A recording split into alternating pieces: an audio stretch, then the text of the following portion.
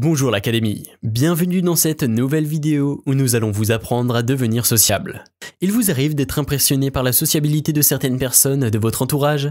Vous aimeriez connaître leurs plus grands secrets? Heureusement, devenir hyper sociable est aussi possible pour vous.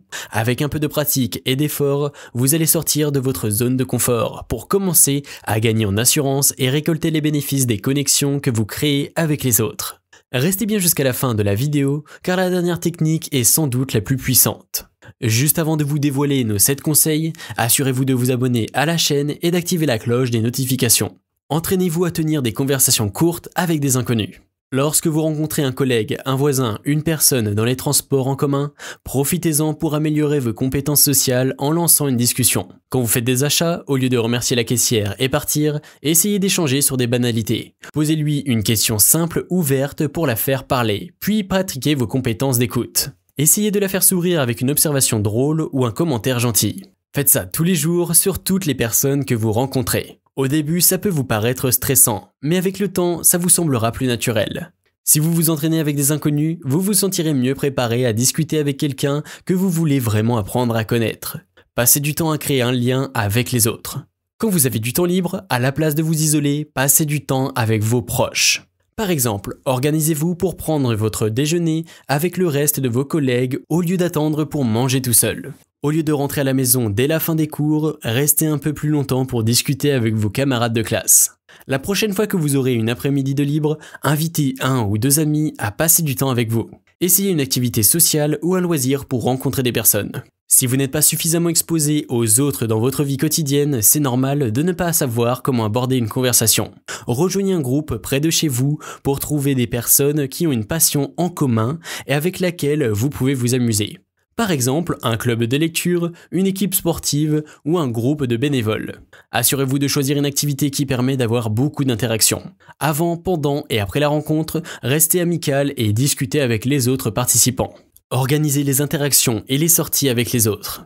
Les bonnes relations sont construites sur un effort mutuel. Si vous voulez montrer aux autres que vous êtes sociable et que vous leur donnez de l'importance, vous devez les contacter et créer des occasions de passer du temps ensemble. Lorsque vous les invitez, indiquez clairement l'activité que vous voulez faire et suggérez-leur 1 ou 2 dates. Ne vous laissez pas décourager si ça ne marche pas. Servez-vous-en comme d'un point de départ pour vos plans.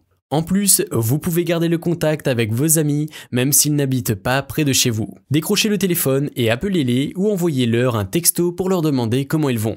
Échangez des banalités dans les situations de groupe. Discutez avec d'autres élèves ou des collègues de bureau pendant les quelques minutes avant que le cours ou la réunion commence. Utilisez votre environnement ou la situation pour démarrer la conversation.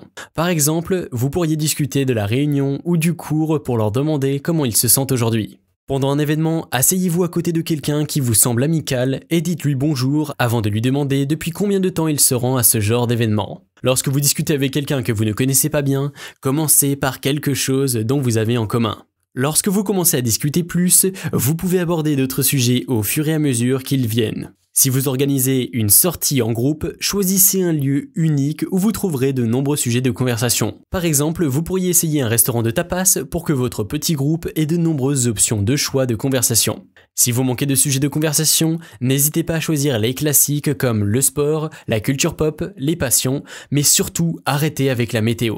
Ce n'est pas un sujet de conversation durable. Fixez-vous de petits objectifs.